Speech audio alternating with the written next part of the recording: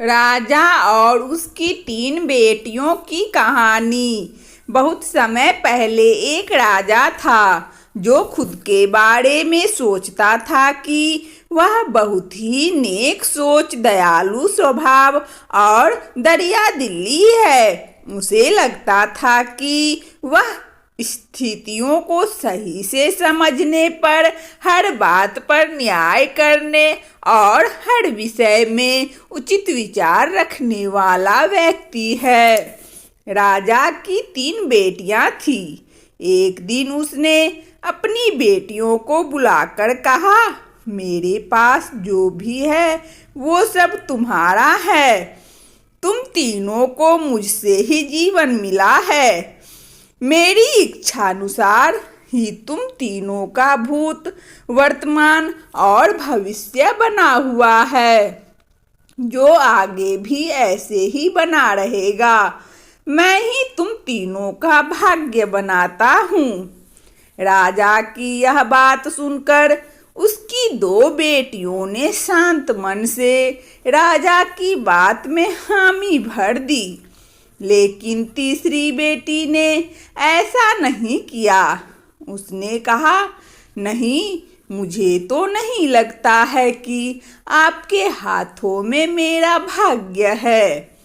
राजा यह सुनते ही गुस्से में आ गया। उसने अपनी तीसरी बेटी की कही बातों को एक चुनौती के रूप में स्वीकार किया। उसने खुद को अपनी तीसरी बेटी के सामने सही साबित करने की ठान ली और उसे जेल में बंदी बना दिया। इस वजह से राजा की तीसरी बेटी कई सालों तक जेल में ही बंद रही और उसकी बाकी की बेटियां राजसी जीवन जीते रहे।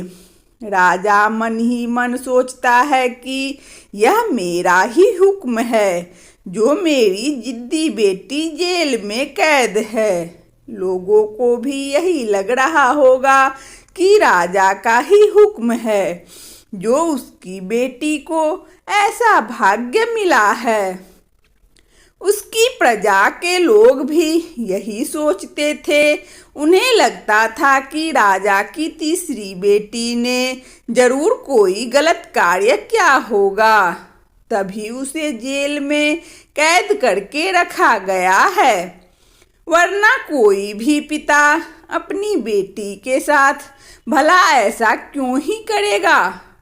राजा कभी कभी जेल में कैद अपनी तीसरी बेटी से मिलने के लिए जाता था।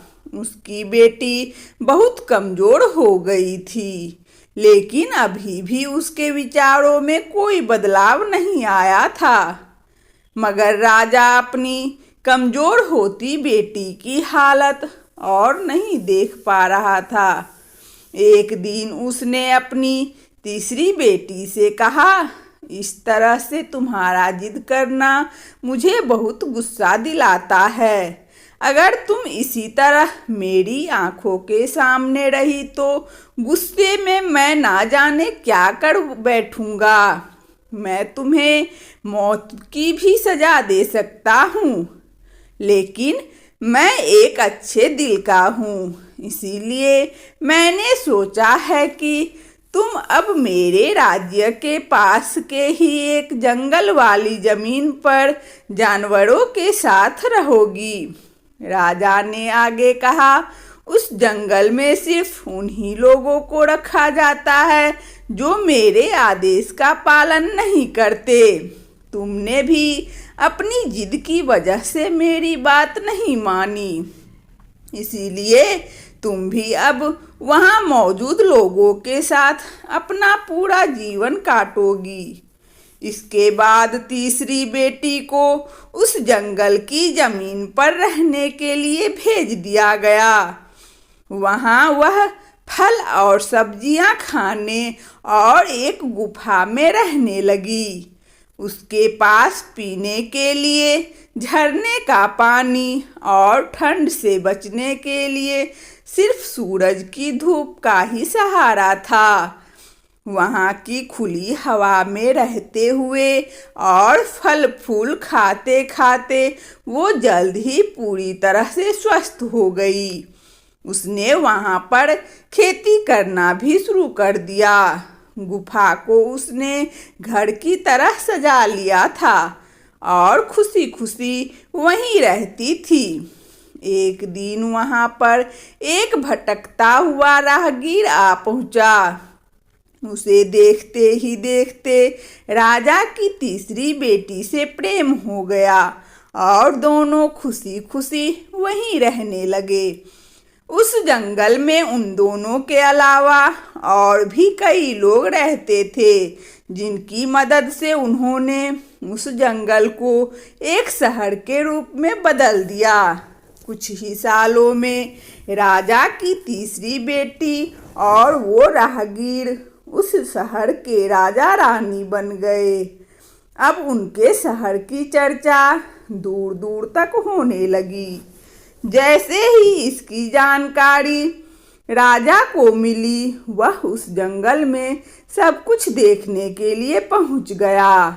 जब उसने वहां की राजगद्दी पर अपनी बेटी को बैठे देखा और साथ में एक खूबसूरत युवक को देखा तो उसके होश उड़ गए।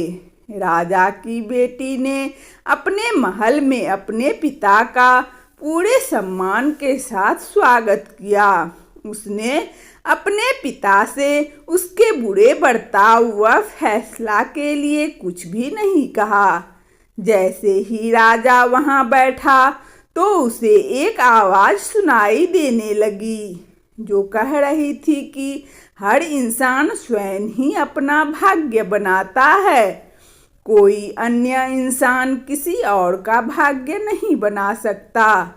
इसके बाद राजा को स्वयं ही अपनी गलती पर पछतावा होने लगा और उसने अपनी सभी बेटियों को अपने भाग्य से आज़ाद कर दिया। उसने अपनी तीनों बेटियों से कहा, भले ही तुम तीनों का भाग्य मेरे हाथों में है, लेकिन हर व्यक्ति खुद ही परिस्थितियों के अनुसार अपना भाग्य अच्छा व बुरा बना सकता है। कहानी से सीख। राजा और उसकी तीन बेटियों की कहानी से हमें यह सीख मिलती है कि कोई भी व्यक्ति किसी का भाग्य बना या बिगाड़ नहीं सकता। हमारा भाग्य स्वयं हमारे हाथों में ही होता है, जिसे हम अपनी सूझबूझ से बुरी परिस्थितियों में भी अच्छा बना सकते हैं। वंदना स्टोरी चैनल में इस कहानी को सुनने के लिए आप सभी श्रोताओं को बहुत बहुत धन्यवाद। यदि हमारा कहानी अच्छा लगा हो तो कृपया लाइक और सब्सक्राइब अवश्य करें, ताकि नोटिफिकेशन सबसे पहले आपको मिले। धन्यवाद।